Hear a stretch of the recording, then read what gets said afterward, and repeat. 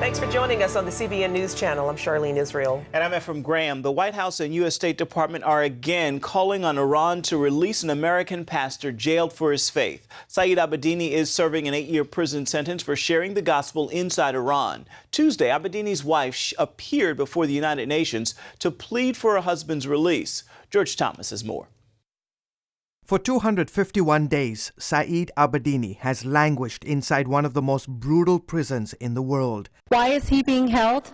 Because he exercised his rights of religious freedom, expression, and peaceful assembly. On Tuesday, his wife took her husband's case before the UN's Human Rights Council in Geneva. I hope that my presence here today will put a face to those who suffer when a government does not uphold its obligation to protect these freedoms. The 33-year-old Iranian-born U.S. citizen is sentenced to 8 years in prison for his Christian faith, and while in prison, has endured torture. On at least 2 known occasions, Iran's officials have physically tortured my husband. These instances of tortures have caused my husband to have symptoms of internal bleeding. The White House on Monday said it was deeply concerned about Pastor Abedini's plight and promised to press for his release until he was back home with his family.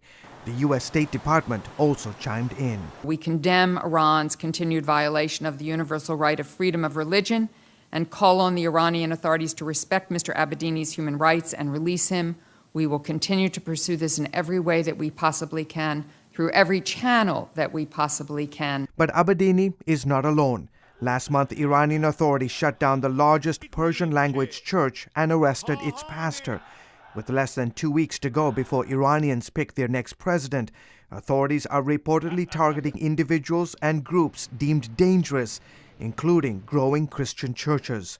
Just before ending her UN speech, Naghmeh said on Facebook that she wanted to use her appearance to plant the seeds of the gospel message before a global audience. Iran has kept Saeed's imprisonment because Saeed believes in forgiveness of sin through Jesus Christ, and that whoever accepts this forgiveness of sin can be reconciled to the God of peace and love.